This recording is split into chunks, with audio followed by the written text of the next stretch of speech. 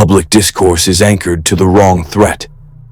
Media fixates on kinetic displays, carrier groups posturing off the coast of Venezuela, or Russian campaign assessments detailing troop movements.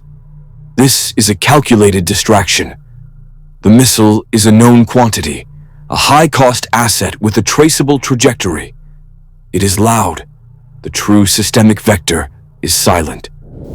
Analysts at RUSI confirm that over 97% of global data and $10 trillion in daily financial transactions travel through a few hundred fiber optic cables on the ocean floor. These are the arteries of the global economy. They are thousands of miles long, largely unmonitored, and critically vulnerable. Severing a handful of these nodes is not an act of war, it is an act of systemic liquidation. The second vector targets the eyes. While the world watches for missile launches, CSS reports detail the proliferation of ground-based laser systems capable of dazzling or permanently blinding imaging and communication satellites in low Earth orbit. This is not about creating debris. It is about creating informational darkness. No GPS, no surveillance, no secure communications. This two-pronged assault creates the blind Leviathan, a superpower state that retains its full kinetic arsenal, its nuclear triad, its stealth bombers, its armies, but has been rendered deaf, dumb, and blind. It cannot confirm an attack, coordinate a response, or trust its own sensor data. Its strength becomes a liability, an engine without a driver, locked in a garage. A solvency crisis for conventional power is triggered. When a state cannot see or speak, its complex strategic options evaporate. The system defaults to its final, non-negotiable protocol. For a blind Leviathan, cornered and under attack from an unseen enemy, there is only one remaining form of leverage. It is not a choice. It is a mathematical endpoint. The motive is not strength. It is a solvency crisis.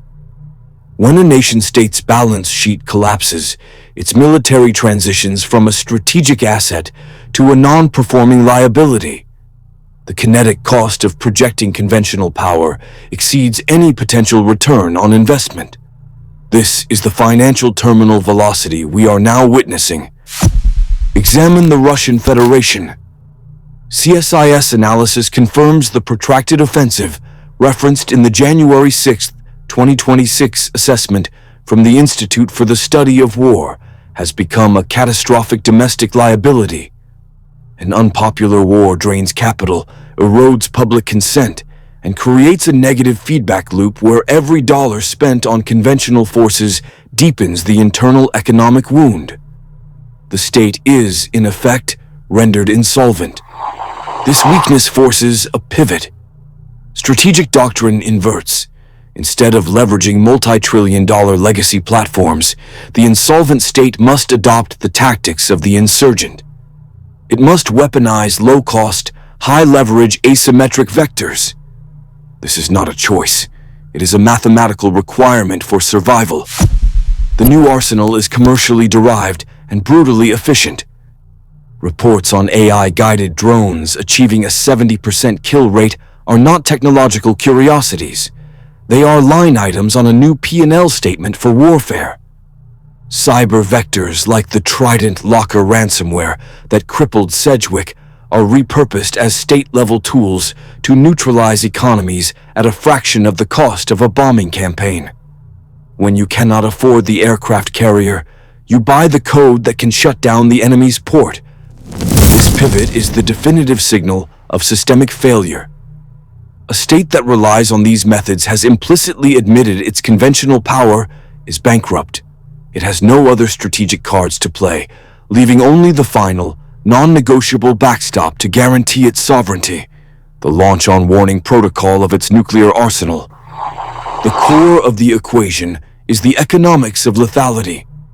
According to analysts at the Royal United Services Institute, or RUSI, a state actor invests approximately $5 million for a single main battle tank.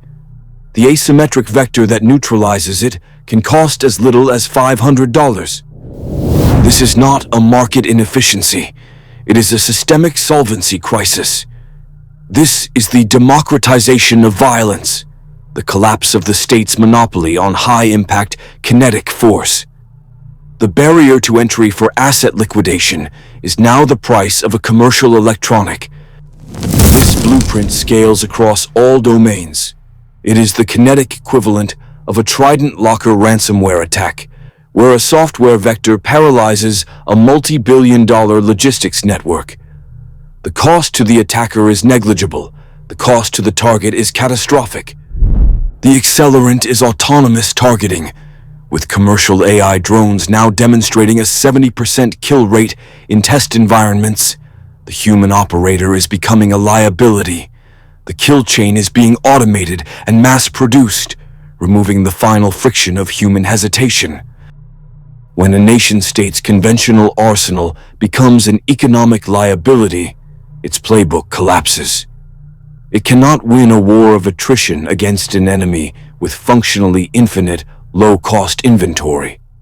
This mathematical certainty leaves only one vector of leverage that cannot be made obsolete: the launch-on warning protocol. The regional instability reported on the news is not an accident. It is a blueprint. These zones of chaos, whether triggered by economic collapse or political fracture, are not the cause of the systemic risk. They are the laboratory. They are deliberately cultivated gray zones, serving as live-fire testbeds for the very asymmetric vectors designed to bankrupt superpower military doctrine. The math is irrefutable. While legacy media focuses on conventional threats, such as warnings of a U.S. military attack on Venezuela, the real war is being beta-tested elsewhere. Reports from DroneXL.co confirm commercial AI drones, a commercial technology, are achieving a 70% kill rate in proxy conflicts.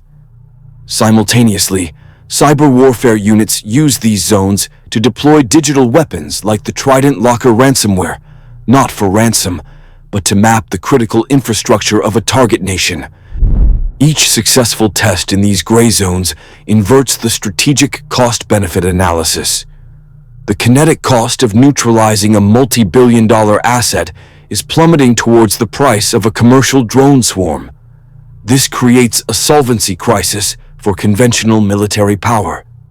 As analysts at CSIS note, this isn't about winning a regional conflict. It's about making a superpower's primary arsenal a liability.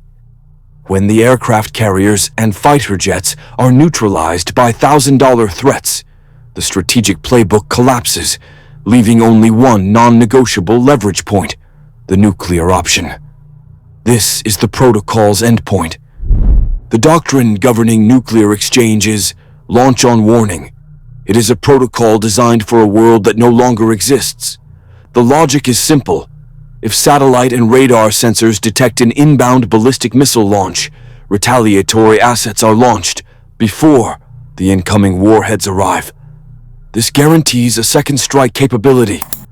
This entire system, however, is built on a single assumption: data integrity. Now introduce asymmetric vectors. According to cyberpress, ransomware attacks like Trident Locker have proven their capacity to penetrate secure networks and cause systemic data breaches. The kinetic cost to destroy a hardened early warning radar installation is immense. The cost to blind it with a cyber weapon is negligible. Analysts at CSIS confirm the primary vulnerability is not the physical silo, but the digital nervous system connecting sensor to commander. This creates the fog of digital war. A commander sees their screens go black. Is it a system malfunction, or are the satellites already destroyed in a decapitation-first strike? The launch-on warning protocol has no contingency for this ambiguity. The commander faces an immediate solvency crisis of information. Waiting for confirmation risks total annihilation. Launching on a digital ghost risks global incineration. The doctrine, designed to prevent a miscalculation, now mathematically incentivizes one. It forces the launch out of fear. This is not a system failure. It is the system's logical endpoint. The equation governing kinetic cost has inverted. The launch on warning protocol is no longer about missile silos. It is about infrastructure solvency. Asymmetric vectors now offer a 1,000,000 to 1 leverage against conventional assets. This creates an urgent requirement for adversaries to test the response cycle of a legacy superpower before a wider conflict, as detailed in strategic assessments from RUSI and CSIS. This test will not be a military strike. It will be an economic event with plausible deniability. The blueprint combines vectors observed in separate domains, the systemic paralysis of a Trident Locker ransomware attack, as seen in the Sedgwick data breach, paired with the surgical precision of commercial AI drones, which now achieve a 70% kill rate on designated targets. The calibration forecast for the next 12 months is therefore a coordinated, attribution impossible blackout of a critical U.S. maritime logistics hub. The event will target a Gulf Coast port facility vital to energy and container shipping. The objective is not destruction, but to measure the system's response time to a multi-vector solvency crisis. This is the mathematical endpoint.